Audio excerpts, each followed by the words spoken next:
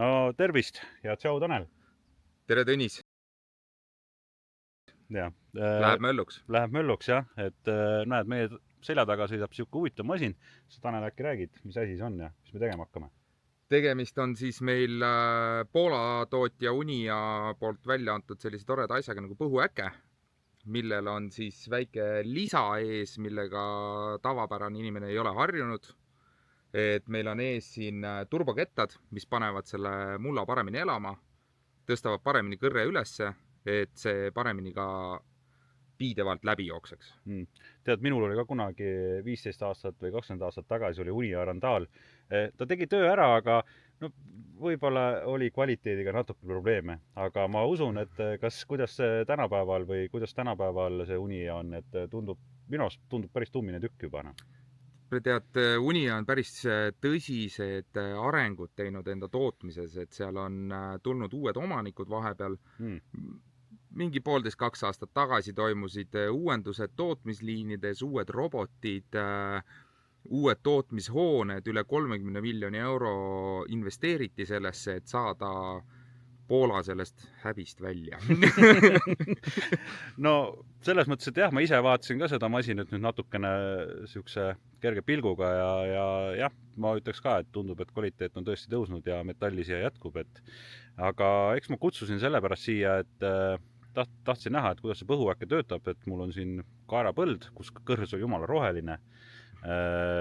Purusti, kukkus sealt lihtsalt mingit vanti kukkus sealt purustist välja, ega ta väga ei laotanud, 25 oli niiskus ja eks seda kaerakest kipub sealt üle kombaini äärega minema, et tahaks siia talinisu külvata ja tahaks selle mandi kõik kasvama saada ja ilusti selle põhu laiali tõmmata, et järgnev kultuur saaks kõige paremad kasvutingimused, et mis arvad, saame sellega hakkama? Mul on hea meel, et sa oled mõtlema hakanud natukene suuremate ja kiiremate töövahendite peale.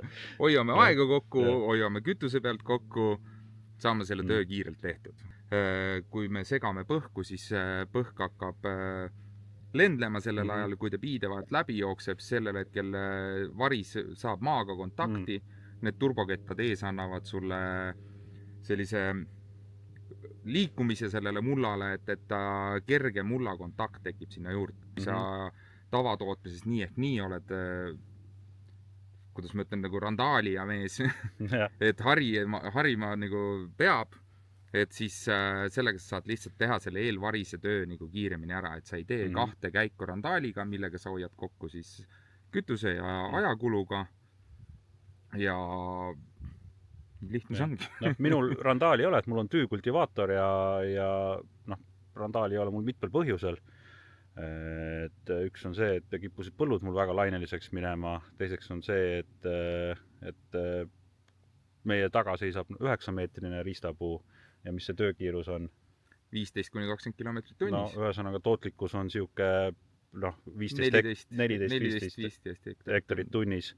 Et nii suurt randaali ma ei jõu osta, et siukest tootlikkust saada. Et mina näen küll selles mõttes, et kohta, et oma ettevõtmises, et just see kiire varise kasvama panek ja siis tüükaga üle ja külv selga ja peaks ju väga hea saama.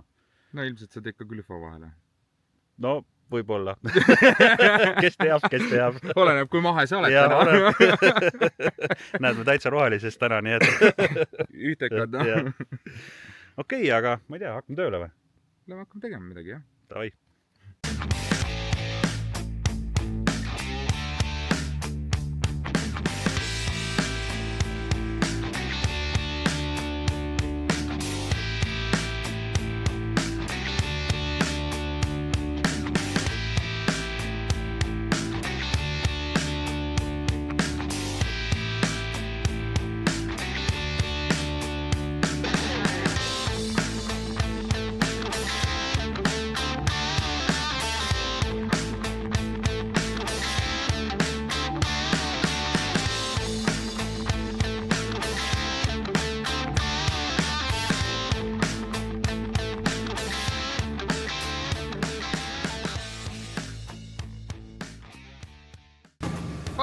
Tõnis, sina siin!